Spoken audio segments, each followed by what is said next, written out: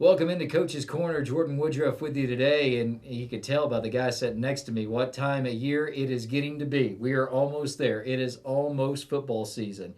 And our Coach's Corner today brought to you by Hurst Construction and Fabrication. So appreciate their sponsorship making this all possible. Well, Coach, first off, good to have you along and excited to see what the Cat's going to look like in this 2023 season after a really historical season last year. It was a really good season. We're kind of replacing a bunch of kids, especially on the defensive side of the ball, that were really experienced and very productive. So we had four coaches' kids over there, and they're kind of like coaches out on the field right now. They're all doing their own thing at the next level now, but.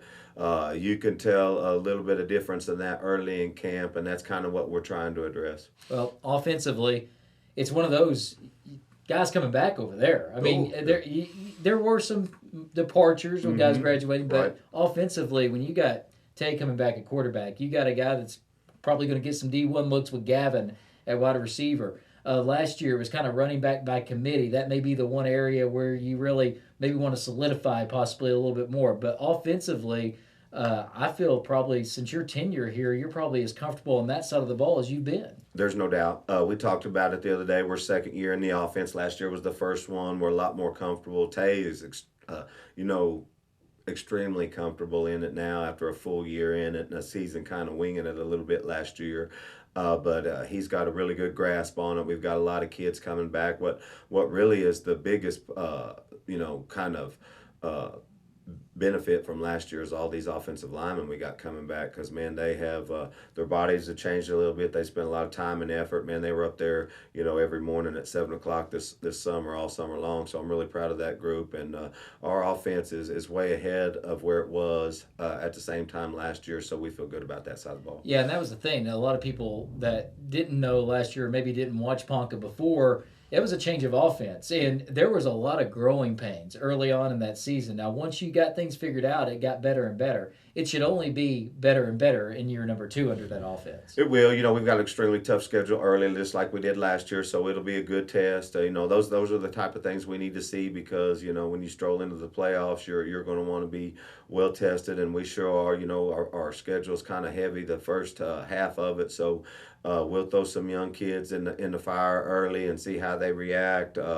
I feel good about where we're at right now. We need to go to Bartlesville this week and kind of put them under the fire in a dress rehearsal. It's really our only one since we play a 0 week the following week at Guthrie. So it's good for us because we'll both be on the road and it'll be game type situations. So offensively, and sometimes it's harder for this guy because he's a defensive minded guy, right, Coach? But Yeah. defensively, that is where probably most people are going to have question marks because, as you kind of mentioned, there's a lot of guys that graduated on that defensive side, guys that really got moved around last year based on really the past 3 years based on necessity. It's really put together a good defense. Well, this year, I would imagine you're trying to find out as much as you can. You play this week 0 game, but you got to find out a lot on the defensive end. That's been kind of a staple of your team, good defense, but a lot of new faces on that side, it seems like, right? Rollo and his staff does a great job. He's probably one of the better defensive coordinators in 6A2, in my opinion. I saw a stat the other day where in my tenure here in the last 41 games, which is all with Coach Rollo at the defensive coordinator helm, I believe he's held like 14 or 15 of those opponents to single digits. So we always have hung our hat on defense here. Early on in my tenure, it was running game and play great defense. Now we've kind of transitioned to, spread to fit our personnel, but we're still going to try to play great defense. And Rollo and his staff have been doing a great job of kind of piecing together a little puzzle that hopefully by the time we get to district play, we'll be kind of seasoned up and ready to go. Yeah, and as far as we talk about, and this could be offense and defense, but we know the guys that are coming back. We saw them last year, but as far as like some of the newer kids that are going to get out in the field, or maybe were playing limited roles and backup roles last year, who's really stepped up over the spring and then naturally now in fall camp? I'll start defensively. We've got up front, Avon Hobbs has transitioned from running back to kind of a defensive end. Noah Thomas looks good inside there at the linebacker spot. Jeremy Payne and Jackson Goddard have really kind of done a good job. They got a little bit of time last year, but they're kind of coming on. And then Jackson had some really good moments you last bet year at he really linebacker. did. So it won't overwhelm him to be out in the under the lights, as we so to speak. But what's been the really probably the most consistent player on the defensive side of the ball has been X Parker at corner. He's been doing a really good job. We moved Luke by our gross line to corner, and man, it really kind of solidified the back end of the defense. So we feel good. We're not real deep, but we feel good about where we're at right now. Now we're trying to find some pieces that can come in and fit and sub in when we need them. We talked about new faces. Should have mentioned you got a great anchor on that defensive side of the ball with a guy named Hudson Haas. I mean, this is a guy that I feel like should be getting some more college looks, quite honestly, because he is. I mean, that name, it fits him right. He's a Haas in there. Oh, he's tough, and I don't know if you've seen Hudson lately, but his body is as good a shape as I've ever seen him. He's put on a little weight. He's strong as a bull.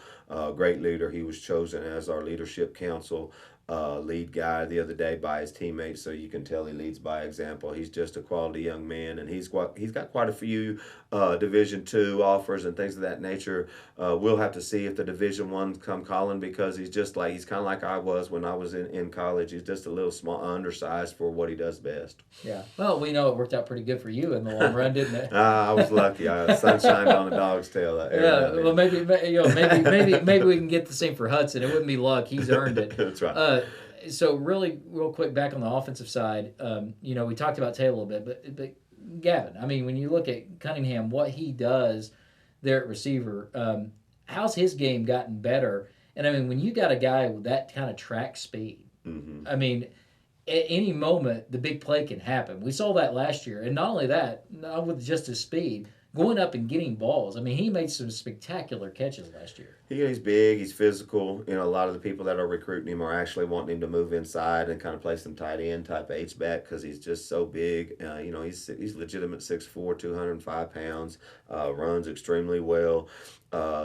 He spreads it out for us. We can't kind of really game plan about what they want him to do at the next level. That's what they want to do with him. What he does for us is he takes the top off of it defensively, and most of the time people have to kind of put a corner on him and a safety over the top, so it gets that extra guy out of the box, and it really helps our run game. You're comfortable a lot of running back. I mentioned it earlier. So you said Hobbs. He got hurt last year, so you had to, and it kind of worked out where you had to get a couple of those seniors, move them from defense over there to offense just to get by. How's that position looking, and what are you expecting from that running back position this year? Because I know you're throwing the ball more, but it always comes down. We hear it all the time. You got to be able to run the football to win. We can, and that's what's been a kind of a pleasant surprise. Is I think our run game blocking up front is substantially better than where it was last year at the same time. And Brody Wicker, who did a great job last year until he got his collarbone broken, has come back. He's bigger. He's grown an inch, at maybe an inch and a half tall wise, and he's probably put on about 6 to 8 pounds of muscle. So he's right in there about 6'1", 180 pounds, and he really gets downhill well. He's got great hands out of the backfield. And then we have a young kid named Alonzo Big Goose, who's really looked pretty good, as kind of our backup guy right now. And then we always we've got a older senior kid that we moved from wide out. Bo Kyler moved a little bit from inside slot to kind of some running backs just out of necessity. And we've got, we're 2 or 3 deep at all 4 wide out positions right now. So it's kind of hard to get on the field if you're a wide out for us. Yeah. So we've heard about that. I want to go into more of a general discussion now, and kind of 6A2 when you look at it overall. I've talked to a few different people. This looks like it could be a little bit more open year than what we've had. I know Stillwater was your state champions out of that other district last year. Somebody told me they only had 7 guys returning that actually played in that state championship game from a year ago. Choctaw lost some studs in your district. Deer Creek, I think, may be a pretty good team within the district. Lawton, you think, could possibly be pretty good. On that other side, we know Muskogee, what they had. You guys played them very tough in that final game of the year in the playoffs. But 6A2, it seems like a very interesting year. It's not, it seems like the last 5 years since you've been here, we've gone to 6A2 saying, okay, it's going to be these 2 teams in the final, and this team's going to win it all. I don't know if you can definitively say that this year, Coach. No, I don't believe you can. I think probably three teams kind of got a leg up on the other guys. I think you're right. Deer Creek, um, Muskogee, and of course Choctaw. But two of those three are in our district. But I think you're right there. And then Stillwater's, they're just kind of reloading. A lot of those kids were really good in JV. I know some of those guys over there. A lot of those younger kids are going to step up and be pretty good. But it is what it is at 6A2 level. It'll take them a while to adjust. So those are probably your top tier teams. But you're right. If you play really well and kind of sneak up in a playoff game, anything can happen. Well, it's like you're sitting there and it's saying, why not us? I mean, and I think the guys got to see that too, because there's years where people look at it and they're like, well, Bixby's moved up now. They're going to win it all. Everybody else playing for second and third and everything like that. I feel like this year, Ponca's bridged that gap, and I want to see if you feel like this, where you're not out of any game anymore. No, when you've got a guy, pulling the trigger at the quarterback slot as talented as Tay and the weapons he's got over there and things of that nature, we may win games differently this year, maybe a little bit more high scoring than we're accustomed to, but we're talented on the offensive side of the ball, and we'll give some people some problems by the end of the year because our kids will grow defensively. They always do. And we were a little bit concerned about the special teams, but we've spent a lot of extra time on that in camp, and it's really kind of been coming around here the last couple of days. So we feel good about it going into the first scrimmage. And that leads me to this: your goals for this year. I mean, you shattered, I think, expectations and just had a spectacular year last year. And the new playoff rules certainly helped, allowed Ponca City to be able to host that playoff game and get that playoff win for the first time in a very long time. But now, I mean, you don't rest on your laurels. You're not going to be a guy that does that. You're going to preach to the team not to do that. Your assistant coaches aren't going to do that. I mean, it's constantly been, how are we going to get better? So what's the goals? How do you grow from what you did last year? We're always wanting to advance, just like you say, we need to secure at least another home playoff by finishing, in the top four. And we're in a tough district, and we got a tough early schedule, but we can still do that. People need to stay with us early because we're going to play just an extremely tough schedule the first 4 or 5 games, and then things will kind of tamper off just like they did last year. I told those guys last year, and they kind of bought into it. So the exact same thing's going to happen this year. To be honest with you, we should finish in the top 4 and get a home playoff game, and then it kind of depends on who you get the second round and what style it is. Because last year, we were a really tough game for Muskogee. Coach Hill, he talked to me after the game, and we've been in communication this summer. They understand. They're kind of looking at what we do defensively because I think other people will do the same thing against those guys. Yeah, and then you mentioned we start the non-district coming up, and you're going to start with Guthrie coming up next week. You also got Enid on the schedule, which is always the big rivalry, as we know, and that's been really a great game over the past years that you've been here. Every year that game's been really good. They got a new coach up there after Rashawn left, and then you got Sand Springs on the schedule too, and that was kind of last year. That was where we saw the offense kind of finally explode.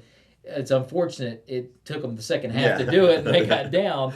And then that kind of continued in Deer Creek. Even though you lost, you had a good offensive performance there. So tough non-district once again, but when you look at it, 3 very winnable games coming up, and you could be in a very interesting situation this year if you go take care of some business, Coach. Instead of being down to start the year where you're going to district play trying to get those wins, maybe you can have a little bit more confidence going in and get you a couple of wins in this non-district. They're there, right? Yeah.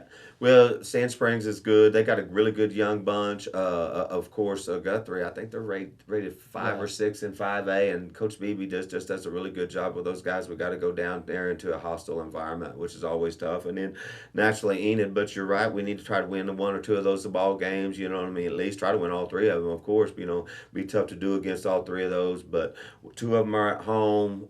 We feel like we got a tough non-district schedule, and then it prepares us right to go right into our district schedule, which is always pretty tough. So I feel like if we handle business and we take care of the little bitty things that we didn't do last year, turn the ball over a little bit too much early in the year, we'll have a chance to come out on the winning side a couple of those. Yeah, and you know what's interesting is historical year last year, but you still would like to have that winning season where there's more wins than losses on that. And that's something that hasn't happened in a while in Ponca. And, you know, if you could have got one of those non-district last year, you would have had that. So, yeah, there's always stuff that you're looking at, what we can do. And, you know, you and I will text every once in a while, and you ask me, hey, when's this happen, when that? Because we are.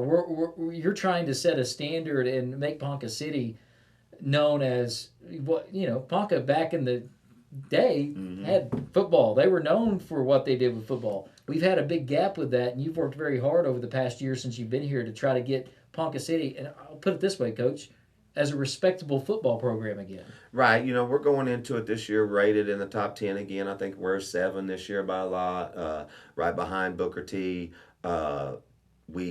When we divided up districts this summer, we came out with of the 6A2 remaining schools coming out of there, they had a little formula over your past couple of years, and we came in a solid 6 right behind Sand Springs. So, you know, now when we used to be kind of the bottom of the barrel, when you look at it and you're in the top 6 and in a formula that we didn't create for ourselves, that the Coaches Association created to even those districts up. I felt real good coming out of that meeting.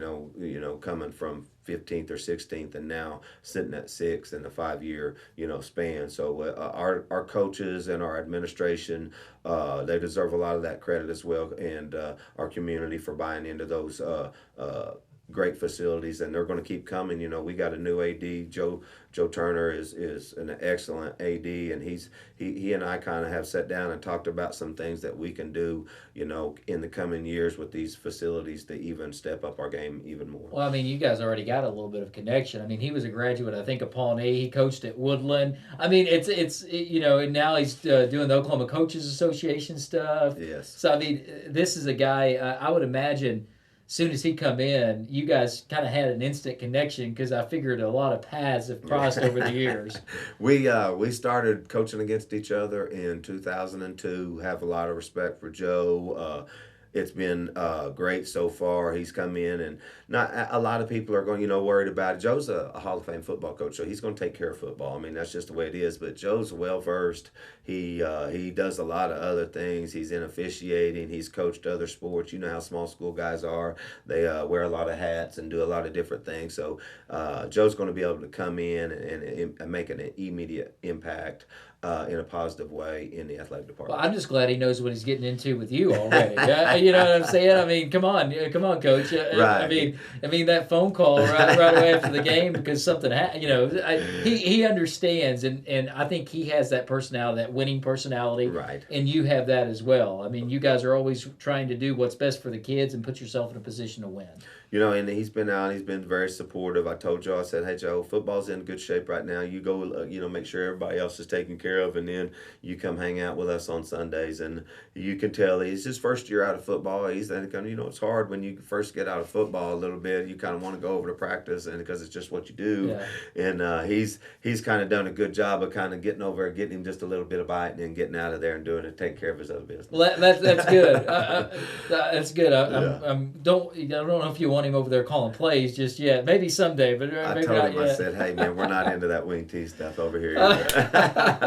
Well, yeah, I don't think you got the team for that right now, do you? Well, we got the up front. The guys may not have the backs. Yeah, that's the thing. So, well, Coach, I'm looking forward to this 2023 year, and I think we got a lot of excitement around this program, and I'm excited to see how this team's going to grow from that program. I can't wait on Friday night, a week from this upcoming Friday, to get out there and see what this team can do against a really salty Guthrie team. Yeah, I appreciate it, and we appreciate what you do for us. Yeah, well, it makes it fun. You coaches and kids, it makes all the difference in the world, so I really appreciate you guys taking me in and let me be a part of this. Yeah, you're part of the family. So, hey, I want to say thanks to our sponsor, Hearst Construction and Fabrication. Appreciate their sponsorship here at Coach's Corner today. Thanks to Chris Adams behind the camera and editing everything up. Scott Harmon. Appreciate your time. All right. We'll see you here soon. I think I may mosey over to practice today. right. In fact, you gave me an invitation. Probably already get some notes together, You so bet. we'll probably get that done. But thanks for watching. We'll have another episode of Coach's Corner coming up soon. Jordan Woodruff saying so long. Until next time, go Cats.